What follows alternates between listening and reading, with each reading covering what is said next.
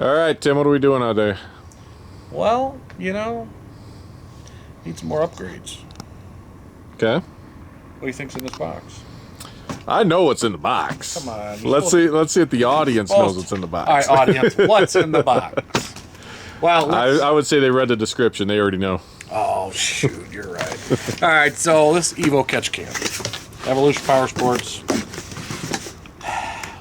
Look like I have a pretty nice catch cam. Mm-hmm.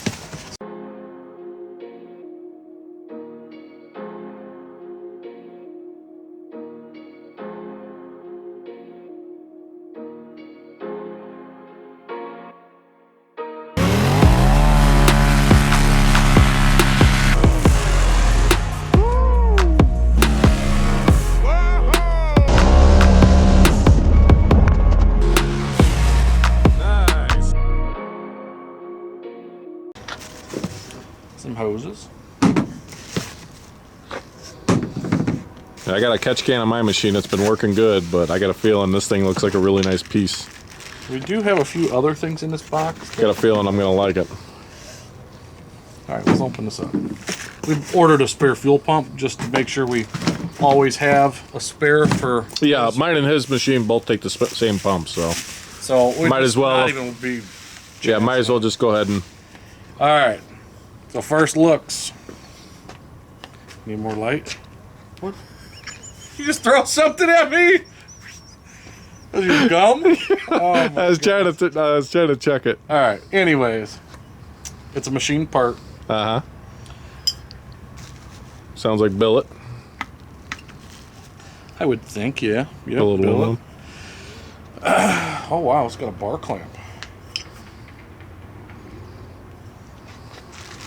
It's got a pre-filter, goes over the filter here. So from what I gather, this is one of the cleanest installs. There's companies out there that you have to drill the valve cover and, you know, MIG or TIG weld a nipple on there to where that's where one of your hoses go. And this one goes like to your crankcase vent down underneath the oil filter and comes up here and hooks up. And then the other one, this is the cap. This is what's worth it right here. I'm gonna go ahead and open it, even though I wasn't ready. But you take your oil filter cap or your oil cap out, your fill cap. This threads right into there, and your hose then hooks from it to your can. Okay. And I mean, I think that's pretty legit. Yeah. I think you have to take either. Yeah, let's see. I don't know for sure. I've never installed one. I've seen one of them, but basically what I gather is you probably put an O-ring on here, like your oil fill cap O-ring. You take it off of there, probably put it on here.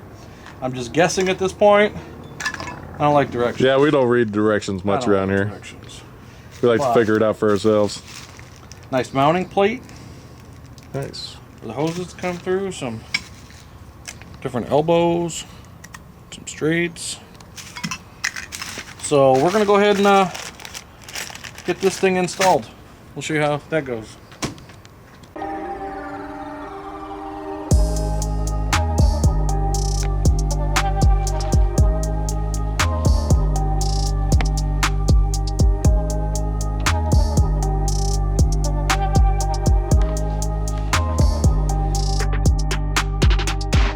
All right, so there's the bracket. We had to drill a couple screws right here. Tim's machine didn't have a couple holes there, so I don't know if they all need to be drilled out, but so there's the bracket mounted right back here. And then you put this bracket on the back side of the actual catch can itself. Show them I got the directions out. Nah, she got a little bit more complicated than I just want to try to piece things together, so I'm gonna go ahead and rig this thing up here. Alright guys, so we got the sucker assembled. Comes with the fittings, the clamps.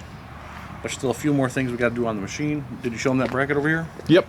Okay, so that's that. So now we're going to go ahead and bolt this up, and we'll show you routing this. So you guys can see what she looks like. Obviously, we got to route. Yeah, route the hoses through it. Yeah. You guys can see how it mounts up. It's got a nice little EVP plate, and yeah, drains over here. The one thing that I did really like that I seen on the other machine I seen this on was when you drain this, it drains straight down through here. Yeah. And not, there's some that drain right under your belt. Yep. And then if it comes loose, I've seen people have slipping belts because their can came loose right over top of the, you know, belt, and that ain't no good because in the dunes you're not running no cover. Yeah. So you guys could see this outer hose right here plugs into